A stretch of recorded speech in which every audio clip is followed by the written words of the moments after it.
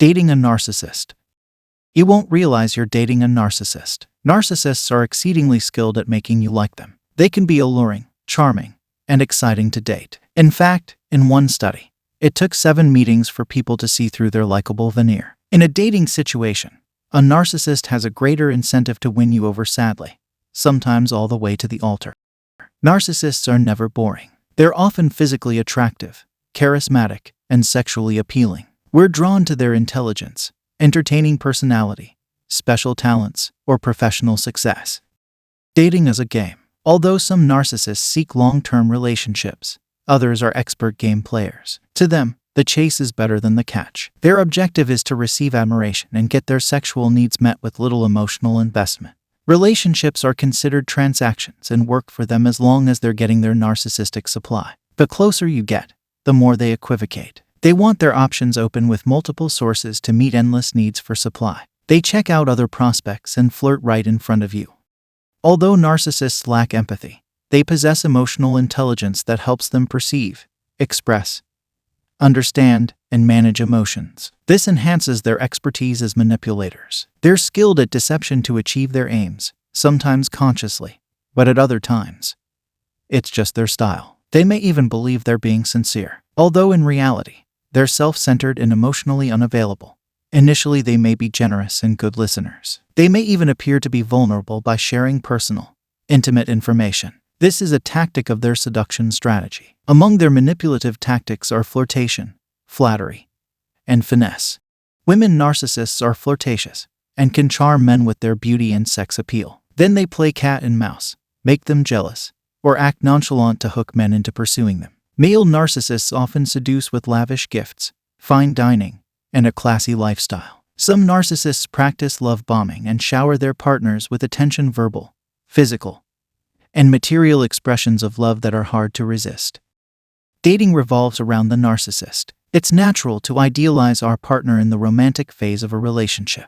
Unfortunately, for those of us who are lonely, depressed, or codependent, idealization can feed our denial of red flags that should caution us to put on the brakes. It's also natural when falling in love to want to spend a lot of time with our partner. We may appreciate a man planning a wonderful evening or a woman who knows what she wants, and we're happy to go along.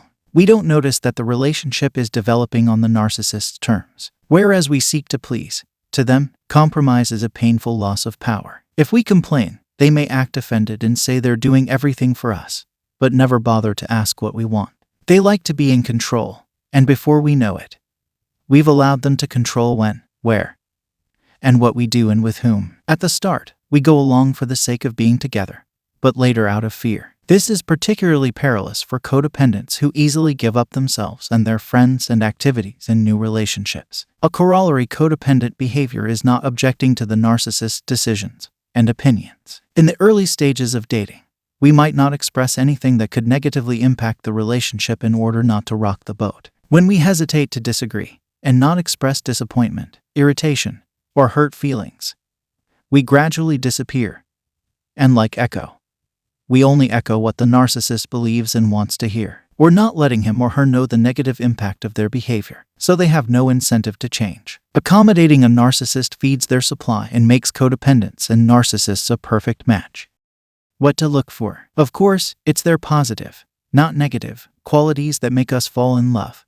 But if we're dating someone with a narcissistic personality disorder, they won't be able to hide their true colors for long. Some narcissists openly admit they have difficulty with relationships or intimacy. Believe them. Even clients who say their spouse completely changed after the wedding admit that there were telltale signs early on, once they learned more about narcissism and themselves. For example, narcissists often come on strong. They work hard to make you like them in order to get their needs met rather than build a relationship based on knowing you, which doesn't interest them. It's common for narcissists to have outbursts of anger. A small disagreement can quickly erupt into a major conflict.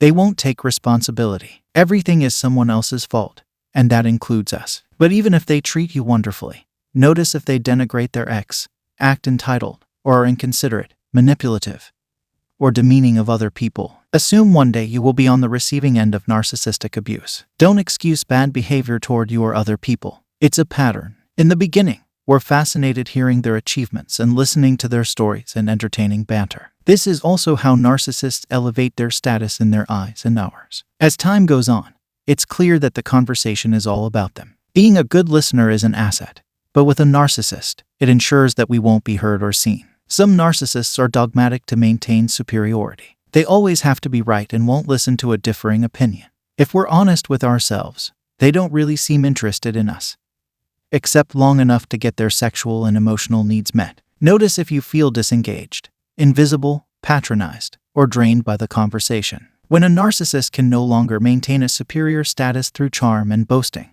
or should we complain?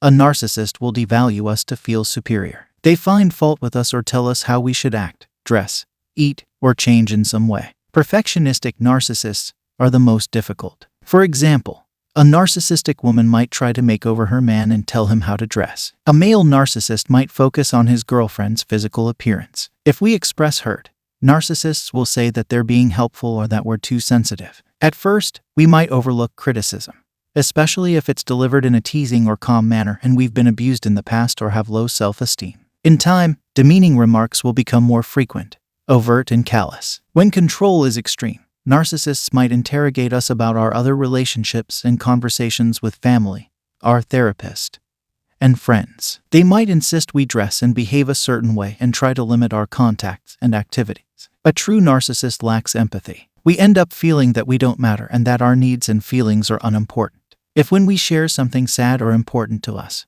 our partner doesn't show appropriate emotional responses, it may signal a lack of empathy. Relationships with narcissists are challenging for codependents because the symptoms of codependency present obstacles to discerning these warning signs. There are multiple reasons why we might still love an abuser and find it difficult to leave. This may be because we have an abusive parent or narcissistic mother or father who didn't value our needs and feelings. Healing codependency will help us change these relationship dynamics so that we're able to receive real love. Thank you for watching. Please like, subscribe, and share.